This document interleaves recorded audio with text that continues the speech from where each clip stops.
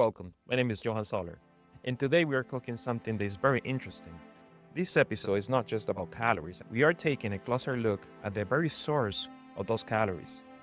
Today, we are comparing two fascinating approaches to the food system, the slow food movement and the farm to table concept.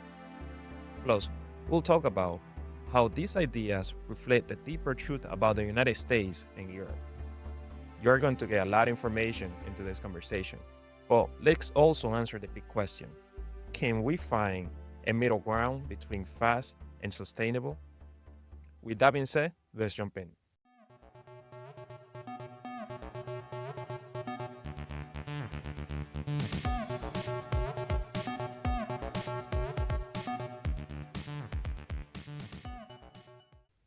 All right, we already talked about what calories are and how they fuel our bodies. But here's the twist. Where your calories come from can be just as important as how many calories you consume. Take the US food industry, for example. It's a machine. When we talk processed food, mega farms, and additives, no one does it like United States. According to the FDA, about 15% of the United States food supply is imported. That's a pretty impressive number when you dig into it. Nearly 125,000 food facilities across 200 countries supply the United States. For instance, with vegetable, we get 32%, with fruits, we get 55%, and with seafood, we get a whopping 94%. Now, importing sounds like a good thing, right? That's how we get avocados year round and exotic cheese without having to hop on a plane. But here is where it gets tricky.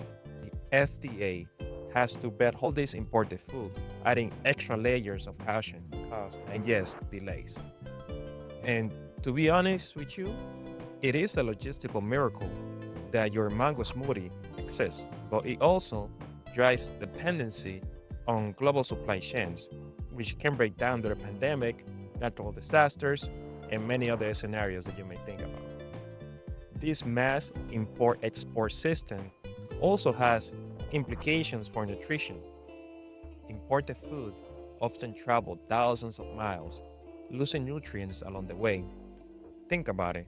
Was the tomato picked up fresh from a garden, or has it been chilling in a cargo ship for weeks? Now, let's take a plane and travel all the way to Europe. Now, enter to the farm to fork strategy, which is part of the EU Green Deal. Europe is actually trying to transition its entire food system to be sustainable and organic. How cool is that?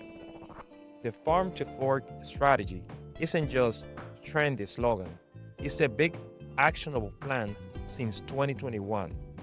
Europe has been working towards several goals, such as reducing chemicals and pesticides by 50% and allocating at least 25% of farmland to organic farming.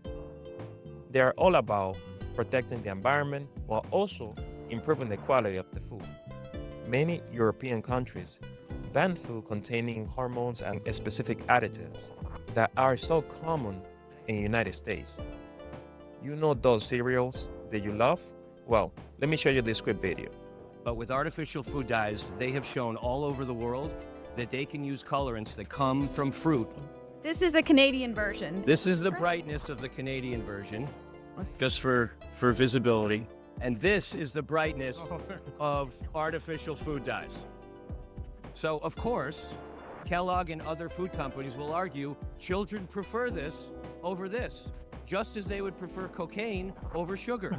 That doesn't make it okay. Now you guys see it. Many countries actually follow a better safe than sorry philosophy when it comes to food safety. While in the United States, actually, we follow proof that it's actually dangerous before we stop eating it. Food in Europe are also more likely to be locally sourced. You can locate farmers market all around the country. The idea of eating by season is very normal over there. For instance, strawberries are for summer, and the pumpkins are for the fall. It's built into their food culture. A 2020 report found that 86% of Europeans prefer local food due to freshness and taste, compared to the United States, where convenience often wins. Now, I would like to show you another video when it comes to food regulations and the things that we eat here in the United States. There we go. U.S. food regulations have left American consumers exposed to chemicals and additives that have been banned in other countries. CBS's Holly Williams goes in depth to show us how some of these ingredients may be linked to cancer and other health-related issues. From baguettes to focaccia, Europe is famous for its bread. But one ingredient is missing.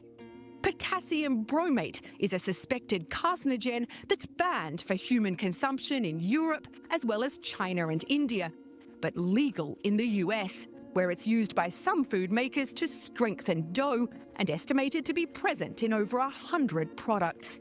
There is evidence that it may be toxic to human consumers, that it may even either initiate or promote the development of tumours. Professor Eric Millstone is an expert on food additives and told us European countries take a much more cautious approach to food safety. Can we say for sure that these differences in regulations mean that people in the US have developed cancers that they would not have developed if they'd been eating only in Europe? I think that that is almost certainly the conclusion that we could reach. It's not just potassium bromate, but many other chemicals and substances that are banned here in Europe over health concerns, but considered safe by the FDA. Do you think most Americans are aware that they're being exposed to substances that are viewed as dangerous over here? They probably just think, well, if it's available and it's in the store, then. I think we love the convenience of things here, and that's the reason why a lot of people just pretty much love the grab and go mentality in the United States. It's probably fine. Stacey McNamara is from upstate New York, but has been living in London for 10 years. She told us raising children on this side of the Atlantic has opened her eyes to what's allowed in food in the US. She has no plans to ever move back home. And is food safety a part of that decision? For sure, yeah. How am I going to protect my children when it's just everywhere? There you have it. I just want to give you an idea of what you put on your table and what your family is eating on the daily basis. Now, I'm going to explain the ideology of the difference between slow food and farm to table. A lot of people use these terms, but they're not the same. The slow food movement actually started in Italy back in the 1800s as a counter to fast food culture. It's about taking the time to prepare and enjoy the meals made from fresh vegetables, local ingredients. Slow food is essentially food with a story. It's the polar opposite of grabbing a burger from the drive-thru.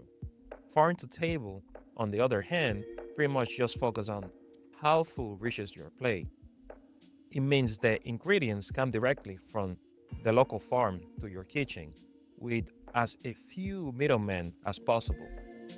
And let's face it, a lot of restaurants and brands slap the label on foods and vegetables that are not exactly farm fresh. Now, compare these two ideals with the reality of eating in America. And it comes down to accessibility, affordability, but often it comes down to overly processed food. The slow food movement has packets of influence here, but in Europe, it's more integrated into everyday life. People spend more time shopping, cooking, most importantly, eating. They value the experience, not just the convenience. Okay, so which one is better? Well, logically, the food in Europe would be best, but in reality, well, it's not so black and white as you may think. The United States system is like the Swiss Army knife of food industries. It's efficient, convenient, and capable of feeding a massive population.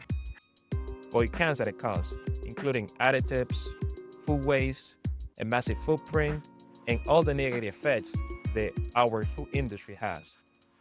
Eating ultra-processed food makes around 57% of the average American diet. And this actually has been linked into a higher rate of obesity and chronic diseases. The European system, while healthier and more sustainable, had their downside too. Local organic food can get pricey.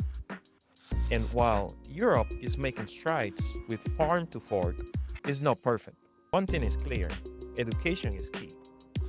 The more consumers understand where the food comes from and the ingredients, the smarter choices they will make.